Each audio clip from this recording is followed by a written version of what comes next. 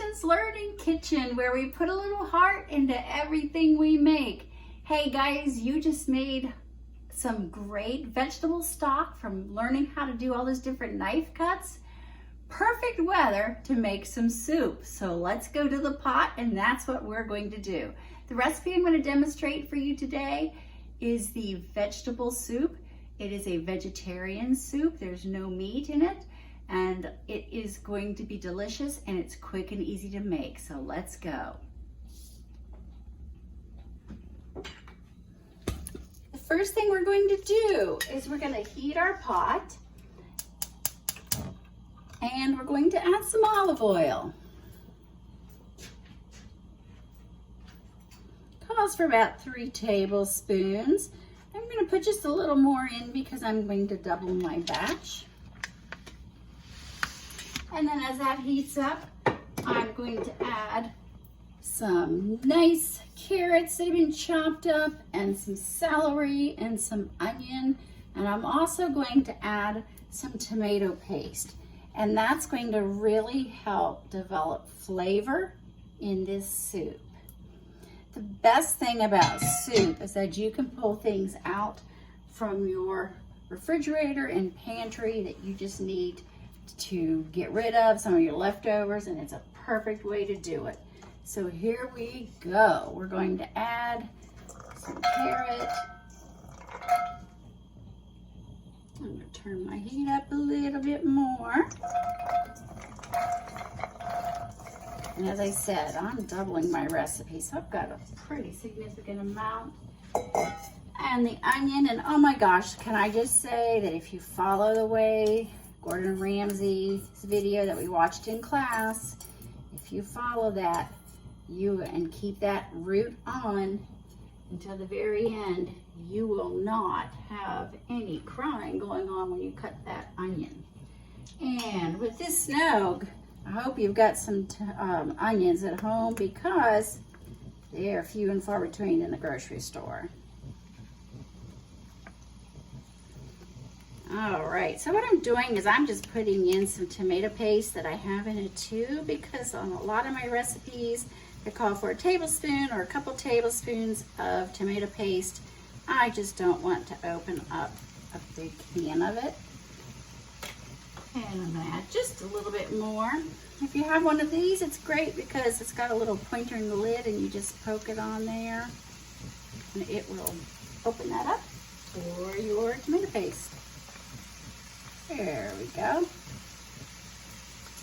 Perfect. All right. So our recipe says that what we need to do is to just stir this around over our medium heat. And that we want to cook these until the vegetables start to soften. And our onions are going to become translucent in color, so make sure you take a look here. You're going to definitely be able to tell when the onions are translucent. This is going to take about 8 to 10 minutes. All right, so while that gets going, I'm going to just show you our ingredients. Oh, doesn't that sound delish? Perfect snow weather food. All right, so if we come over here, I've got garlic that I have minced. We have some sea salt. You can use regular table salt and pepper. I used fresh ground pepper. You don't have to do that. We have some tomatoes that have been diced, and some bay leaf. And I like to add thyme and marjoram to my soup, so I have that here. And I have some vegetable stock in my my pantry, and the due date said I need to use it this month, February. So I'm going to go ahead and use that and save my vegetable stock that I made from my knife cuts for another recipe. This recipe also calls for potato. Again, if you have it, you can use it. If you don't, it's all right. And I went ahead and diced up some cabbage. And one thing I learned last year, after the pandemic hit, remember how hard it was to find things at the grocery store?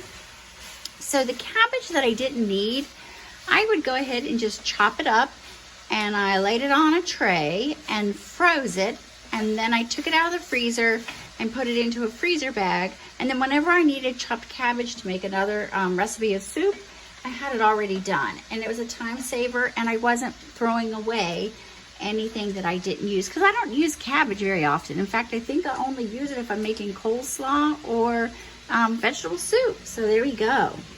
And I also have some bay leaf right here, and you can find that very easily in the grocery store in the spices aisle. If you don't have it, again, no worries.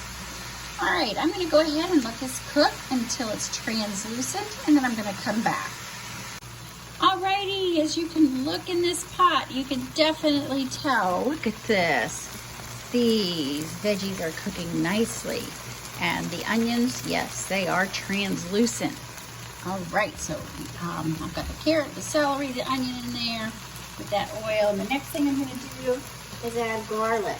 Why did we not add garlic when we added the onion? The answer is real easy. It will burn. And then burnt garlic is nasty, so you don't want to do that. Alrighty. Here we go. I went ahead and measured out my salt and my pepper. So I've got that. It says in the recipe that you have, that you can reference, it states that you can add red pepper flakes. I'm just going to tell you that if I added red pepper flakes to this, oh my gosh. My family would not be able to eat it. Well, my husband wouldn't. And also I'm going to make some of this to take to my sister, and she wouldn't be able to eat that. So we're not going to put that in.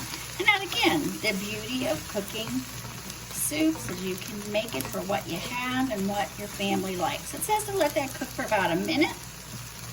And then we're going to add our canned tomatoes, their juice, and we're going to add our stock.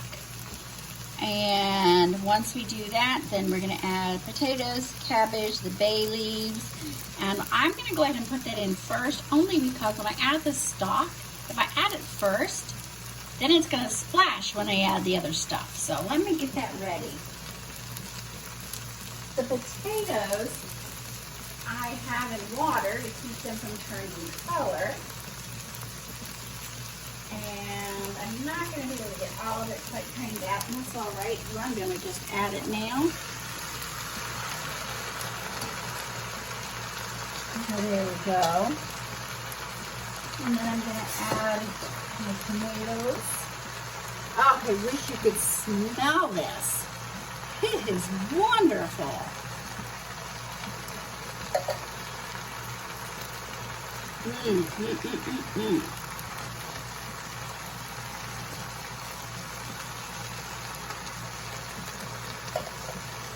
I'm just going to give this a nice little stir.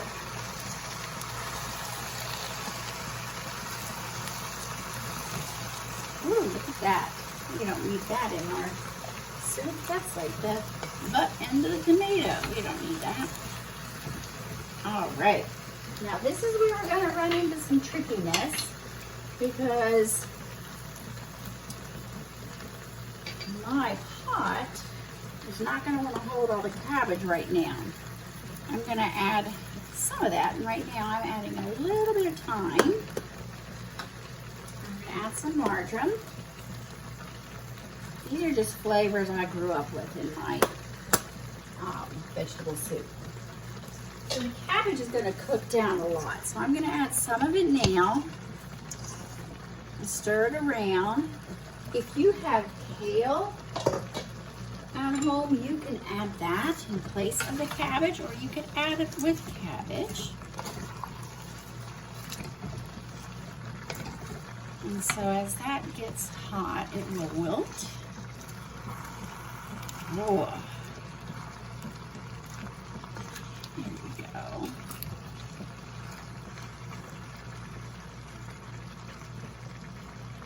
And I'm going to just let that simmer a bit. I'm going to add some more cabbage to it. I'll go ahead and add some of the vegetable stock.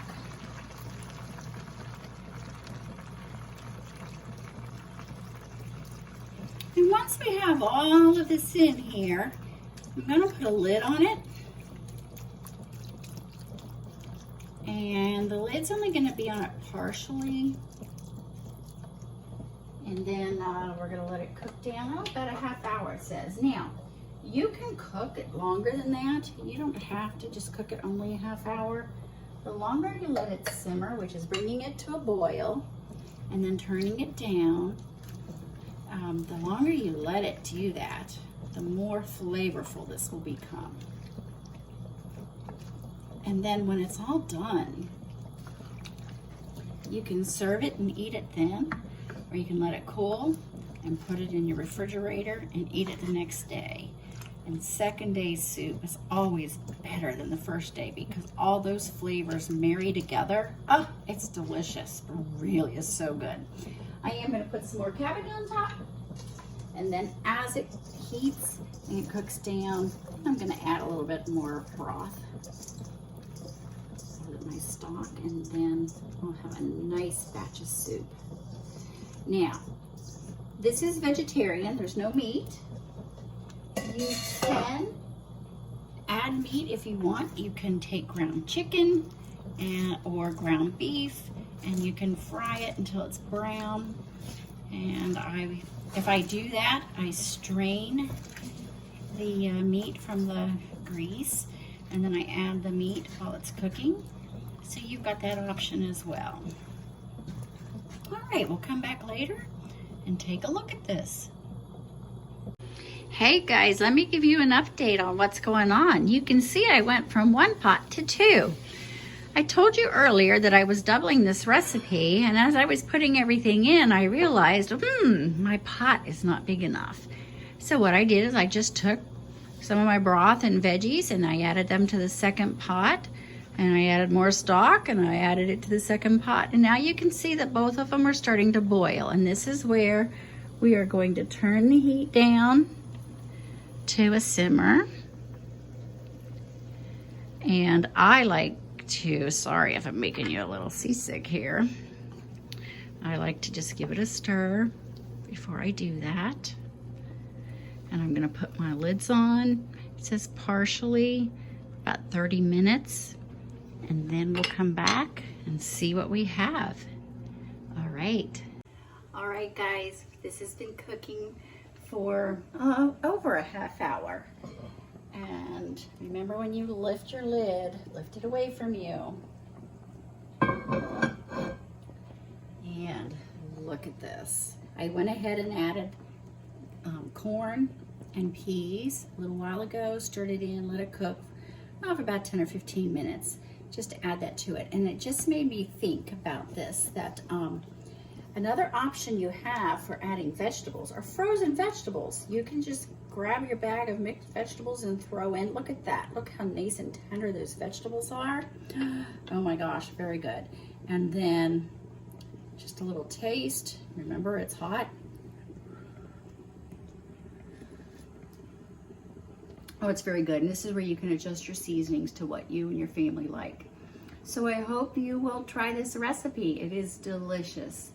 And until next time, remember, put a little heart into everything you make.